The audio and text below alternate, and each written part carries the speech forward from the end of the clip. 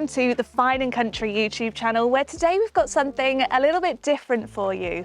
I'm here at the Dallas Burston Polo Club in Warwickshire to meet John Handford, Fine and Country estate agent, so we can understand a day in the life of a prime property agent. Now, he's asked to meet me here where I understand he takes some of his client meetings. He could have picked a sunnier day, but I think we'll still have a great day together. Let's head inside and meet him. Morning, John. Hey, Holly. Good to see you. Good to see you. Safe journey? Yeah, no, it was good. I mean, it was snowy, but it was good. It's beautiful out there, isn't it? Yeah, I do. I think it looks somewhat even prettier here. It is a nice location. Probably couldn't play much polo though. Not today. No. Not today. Although there are a few enthusiasts, I don't think that'd stop them. But No. I've got your coffee. Grab a seat. Thank you very much. So thank you, John, for having me with you today to experience a kind of day in the life of a luxury estate agent. I thought that before we went out and saw some of your listings that you've got on, we could really get to know you a little bit more. Now, I've done my research and I understand that you've been in property for almost as long as I've been alive. How does that make you feel? Yeah, thanks for that, Holly.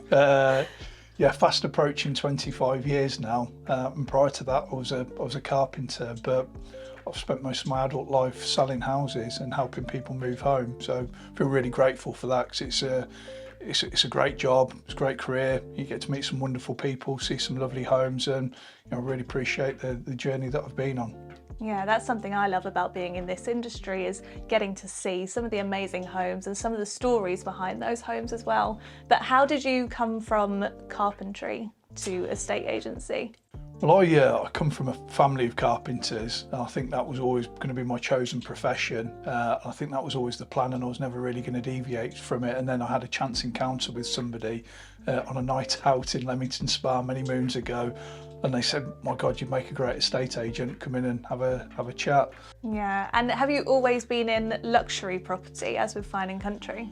No, when I started and I was training, I was operating in the mass market, and we had a really great business. We had a strong market share. We were the #1 agent for the volume of properties sold, but we really struggled to penetrate what we would call the upper quartile, the top 25%, and I could never understand why, especially as we had the volume, we sold the most. But then as you mature into the role, you realise that people with that type of property, they want to deal with a specialist agent, somebody that focuses on that part of the market, and I made a commercial decision to gravitate in that direction and never really look back. So I don't have the volume that I used to have now. There's higher stakes involved, and I guess there's more complications that come with prime property. However, you get to see some really nice houses and meet some really interesting characters. Yes, quality over quantity in this game, isn't it? Correct. Well, yeah. I'm looking forward to hopefully meeting some of those characters today. So what have we got planned today? So the first property that we're going to visit is one that I'm working on in the town centre of Warwick, a renovation from a family that I've worked with several times before. They've done an incredible job. They've renovated many traditional properties in and around the local area. And then from there, we're going to go and see what is arguably one of the favourite properties that I've ever worked on, a beautiful Grade 2 star listed Jacobean manor house. I've sold it in the past. I've been involved with this property for many years. It's back on the market for let at the minute. And then from there, we're going on to another property just on the outskirts of Stratford upon Avon. This is a brand new build, built again by another family that I've dealt with for many years. Definitely. Well, I'm looking forward to meeting your vendors. Did you say it was Richard and... Richard and Claire. Richard and Claire. I've just about warmed up. Shall we go back outside in the snow? Go back out into the cold and to the snow let's head again.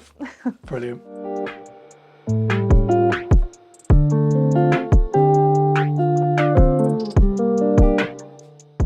So Holly, welcome to Warwick. Thank you for the warm welcome. Yeah. Although I have actually been here before.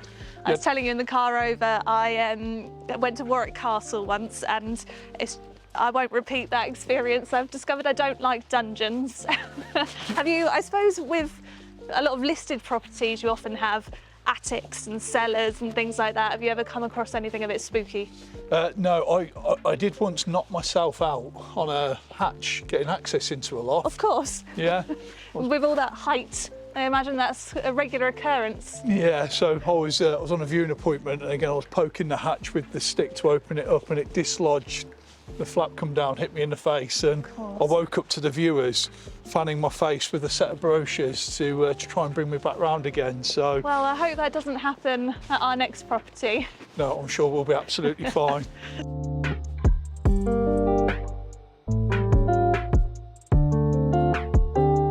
Come on in, Holly. Thank you. So this is number 9, Jory Street. Perfect. I love the the beams contrasting with the contemporary style. It's really nice. Big tall ceilings. Very tall ceilings, which is lucky actually because you are 7'4". Yes. So you've got extra giraffe neck height for inside the property. Extra noticeable now. I've not got my shoes on. Yeah, we'll try and stand a distance apart for the video footage. But yeah, so Claire and Richard have renovated this property. Have done a grand job. So traditional townhouse. You've got 4 bedrooms in total. So although you're right in the heart of the town centre, actually it's really quiet. Yeah. Listen, which is great. As we move through, you've got a beautiful big open plan breakfast kitchen. It's a Burbage kitchen, huge big island unit. There's several different glass light wells, so you've got loads of natural light pouring into the property, and then you've got a big seating area at the back as well. I can see it just through here. Should we go and have a look? Absolutely, after you.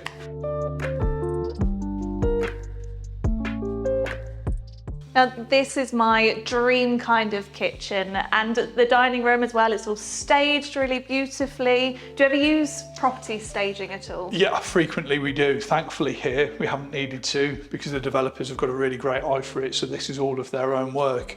But, you know, they've thought about this very carefully in terms of the layout, the style, the design. They've tried to think of a practical family home. So you've got this big open plan living space, you've got the Burbage kitchen, you've got the big breakfast unit, you've got the dining area, the seating area, there's loads of natural light, there's crystal windows and doors at the back, you've got underfloor heating here, these beautiful big tiles that bounce natural light through. So it's just a great space to be able to entertain. Yeah, well, I'm looking forward to meeting your vendors for this place. I know they're coming to meet us very shortly. So how about we take a look at the rest of the property before they get here?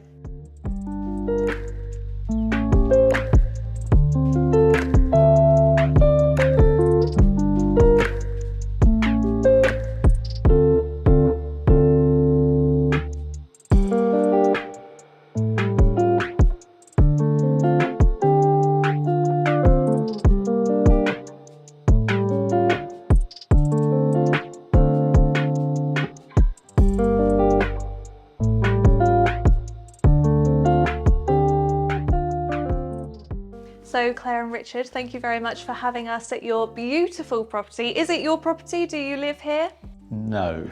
You don't. So you're developers, are you? Well, I think that's probably pushing it a bit far, but we did develop this property, and this is the second one we've done where we've bought a commercial premises and turned it back into residential use. So what was this place before? It was a jeweller's on the ground floor called Braze, and then it had like a two-floor apartment above it, which was rented out. Very interesting. So was the building listed at all? Yes, it is. It is listed. It is listed. Did you have any issues with that when you were developing? Any stories to tell? Yeah, we did have a number of issues because the local authority is not the most user-friendly, but probably the biggest issue was that this part of Warwick is one of the most historically significant, and so we had archaeologists on site for a long period of time excavating under what is now the space we're sitting at. Did they find anything? They found a lot of very exciting to them medieval walls. They look to us just like bits of rock, but they seem to be very excited by them. But they were very happy once they'd all been noted and detailed that we just covered them over, and they're there for someone to find in another 1,000 years' time. Amazing. So there's history still within this property. I like that very much. Well, you've done an amazing job of Thank you. developing it, and it's going to be an amazing home for someone. How did you come to the decision to go with Fine & Country to sell? So I quite like the system that Fine & Country have. So we met John. Obviously it was a bit more of a challenge because it had been on with 2 other agents, but he took it on and successfully sold it. So since then we haven't talked to any other agents, we just go to John. Oh, very loyal. It's nice to have, do you have lots of people that are kind of loyal to you like that? Yeah, I think is it's also the house. You can sell the same house 2 or 3 times, or you can develop a relationship with sellers where you know and trust each other. You work really well together. You have a little bit of camaraderie when you're dealing with some of the highs and lows. I know that we've had some challenges. We've had both of those, haven't we? Yeah, and again, you build up that trusting relationship. So. Yeah, I'm also really fortunate that we crossed paths and we got to work together, because I know that there's been other recommendations and referrals that have come off the back of that. So again, I'm really grateful for the working relationship that we've got together. But then the other thing to say is, Graham, Richard do an incredible job. So if you look at this house as an example, it's been developed incredibly well. It's really tasteful. They've put the time and effort into staging and dressing the property, and all of these things make my life easier when it comes to the marketing and trying to source a buyer and to convince them that it's the right property to go for, because they've done such a grand job of it.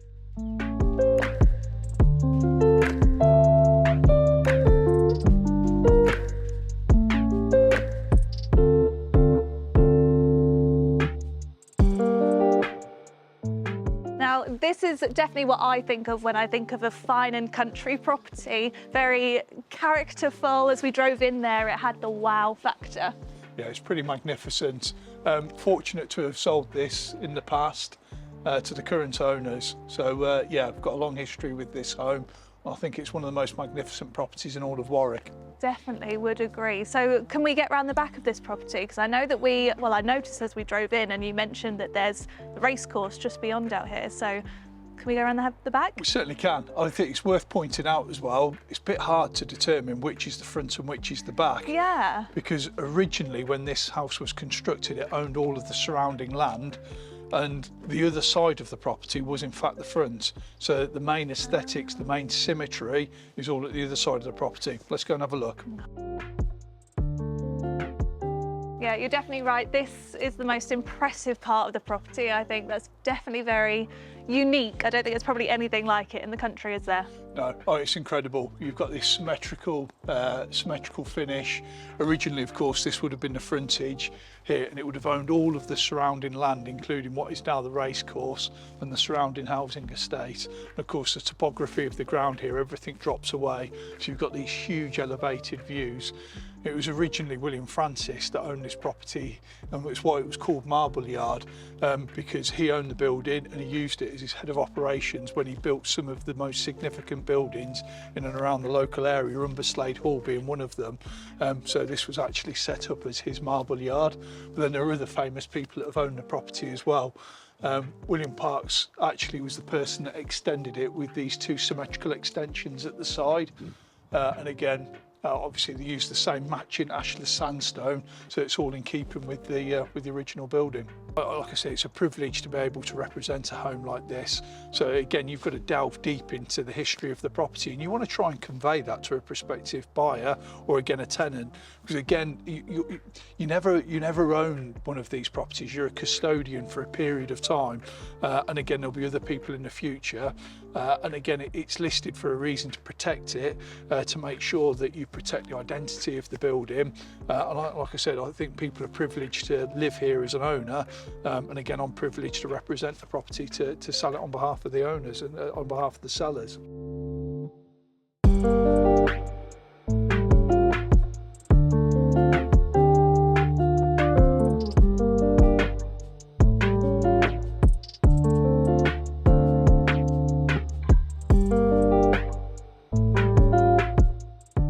So Holly, I'd welcome you to Birgan Lodge, but I know that you have been here in the past already, haven't you? Yeah, it's a bit of a welcome back actually, because I did come a few months ago on a much warmer day, and before the cameras rolled we were actually under a blanket, weren't we? Yeah, it is a bit colder today than what it would have been the last time that you were here. So we've had a little bit of a turbulent time with this one, because we originally launched it to the market for sale.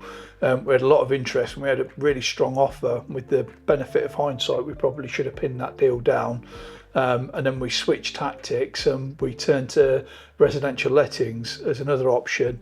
And we had lots of viewings, lots of interest, and we found a lovely couple, and it was the perfect fit for them. And we agreed a price, they paid a reservation fee.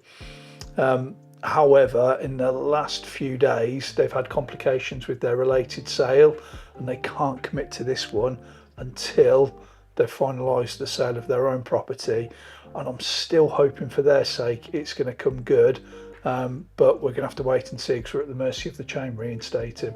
Okay, well, if not, it's a great opportunity for someone else. It might be their dream home. So like I said, I have been here before and we filmed a property tour, and we will link that property tour so that people can watch the full thing on YouTube. So tell us a little bit of a teaser about this property, because it's really quite special, isn't it, on the river? Yeah, absolutely. So the couple that have built this, I've worked with for many years, sold other properties for them in the past. And they've done this as a bit of a project, as a bit of a hobby.